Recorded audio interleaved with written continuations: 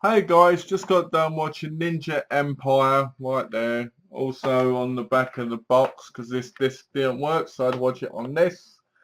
And to be honest with you, the movie was absolutely dreadful. I Half of it, I've no idea what's going on. I like my ninja films. I like my Splice ninja films because if you don't know, Godfrey Ho was one of those guys that basically bought rights to these really bad gangster movies that were made that nobody would have watched. And he sliced them together with basically white guys being ninjas and basically really looking really out of place in the middle. Like, for instance, you'd get the like the triad story, and then you'd get the ninjas in that story but not in the film. What I mean by that is it's really complicated to say. Basically, it's two movies cut together, and where you feel like they're going to be put together, like they're going to. Oh, it's difficult to say. It's two movies put together, and they pretend they're talking to each other like on the phone and stuff, and it's basic stuff. But Godfrey Ho did that kind of thing, and because people were big in the 80s for ninja films, his movies sold amazingly in video shops, and people, to be honest, didn't care because they just wanted to see ninja action. Like me myself, I'd used to go in the video store and I'd go, oh, I really want to see a ninja film. What's on offer? Ninja Empire, Ninja the Protector, Ninja the Ninja Dragon, Ninja Terminator, Ninja Squad, Ninja Diamond Force, Ninja Thunderbolt, and so forth. Ninja in the Killing Fields. You get what I'm saying. I don't think Ninja in the Killing Fields was one of Godfrey Host, but anyway. So basically this film starts off with this guy called Condor. Right, basically I writ a bit up, so I'm just going to read it so you guys can kind of understand because I can't really go from memory. I have to write it down. In this nutty, wacky, nonsensical ninja outing, an evil baddie named Morris is using ninjas to smuggle Russian arms to the Middle East.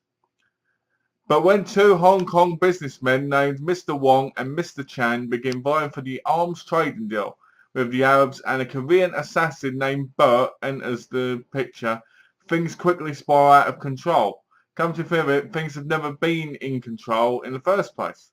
Knowing the full volatility of the situation, a Sergeant Glenn sends a man codenamed Condor, though it sounds a lot like he's calling him Kondo, which would indeed confuse anyone who heard it, to Hong Kong to meet up with a woman named Christine, codenamed Yellowbird. Together, the two crime fighters do their darndest to stamp out arms deals, nefarious ninjas, and other world ills.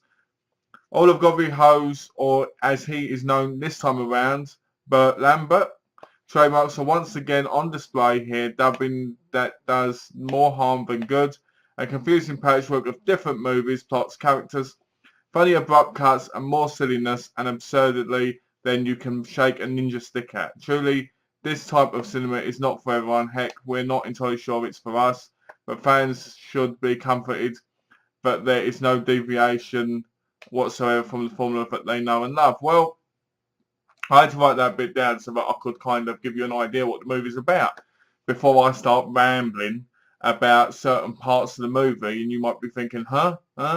So basically, at the beginning, you've got Condor and you've got Morris. Apparently, they did some crime. They stole from some people. Morris is the evil ninja, and Condor is the great ninja. He's the good ninja. Now, when you say Morris doing his ninja training in his white outfit, you're thinking, hold on a minute. But normally the white ninja's the good ninja, right? Not in this. And when you see his training scene, it's so pathetic. And also he's holding on monkey bars, just going like this and moving between them so badly.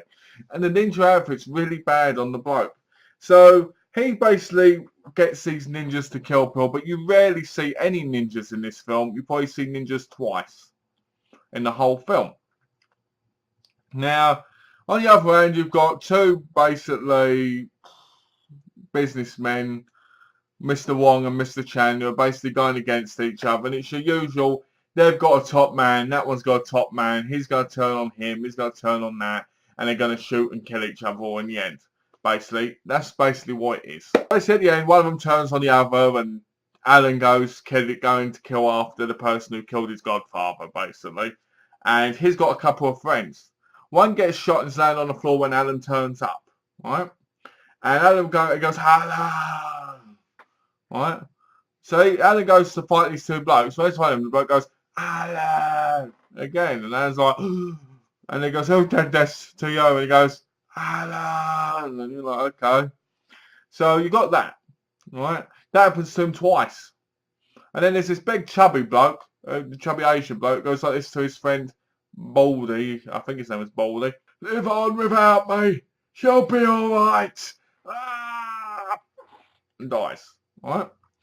Then you've got Morris, who's probably one of the worst ninja villains of all time, because he just stands there running with his blonde coloured hair going, and it looks like it should have been like Drager, played by Dolph Lundgren.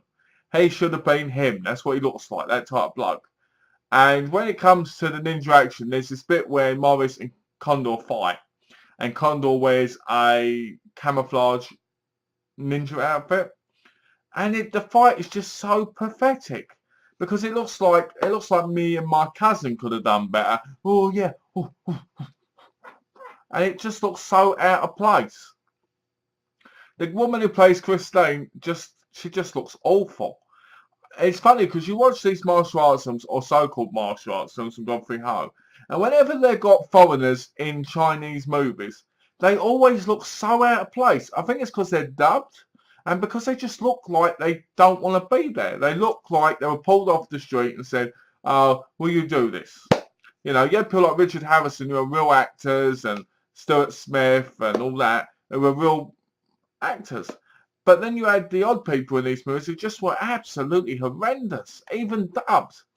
So we get to the end, and the Asian, I'm guessing butler to Morris, he never has a name, from what I heard. Never had a name, so I'm calling him Asian butler.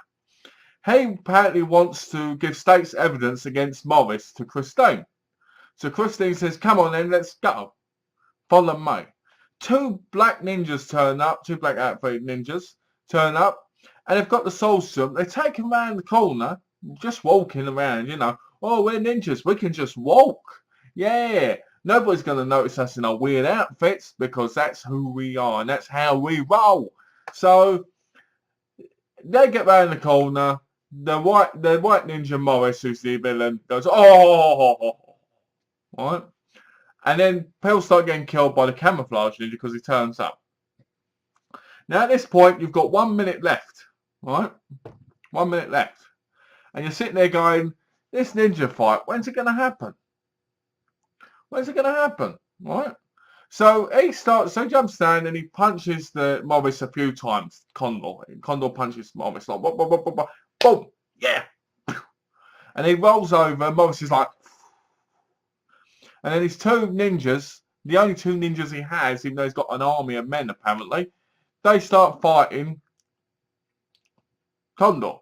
Condor, with 19 seconds left, Condor destroys them, and then he grabs hold of Christie and he says to her and the Chinese butler, quick, let's go. And they're running away, and it says, the end.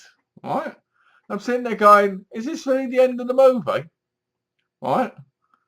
Is this the end of the movie? Because this movie wasn't just bad, it was awful, because there was no main ninja sequence, right?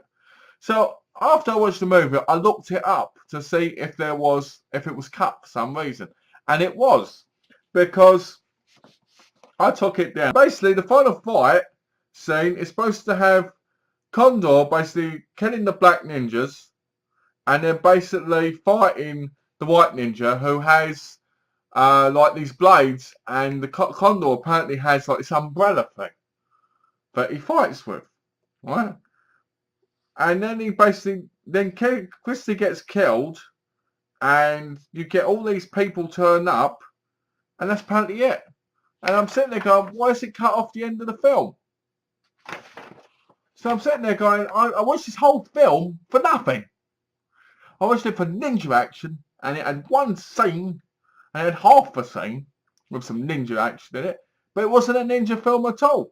So I'm sitting there going, great, Great way to start off my ninja movie review, isn't it? With a terrible movie I've never seen before.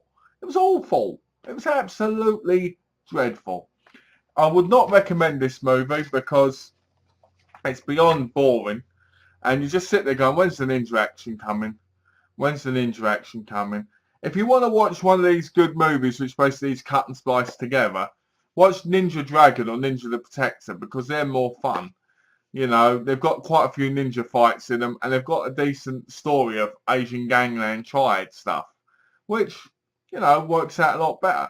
So if I had to give this movie a review, I'd give it a 0.5 because Ninja Empire, aka Ninja Phantom Heroes, because this isn't the actual title.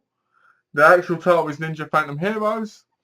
Which I will say I'm gonna put in the thing. So if you wonder why I said Ninja Empire in this, it's because it's not the real title. But anyway, thanks for watching, guys. I'm sorry that the movie was terrible. Oh, and it was. Godfrey Ho was absolutely dreadful in this movie, but he did some really, really good movies, and we'll get to them eventually. So thanks for watching, guys, and take care.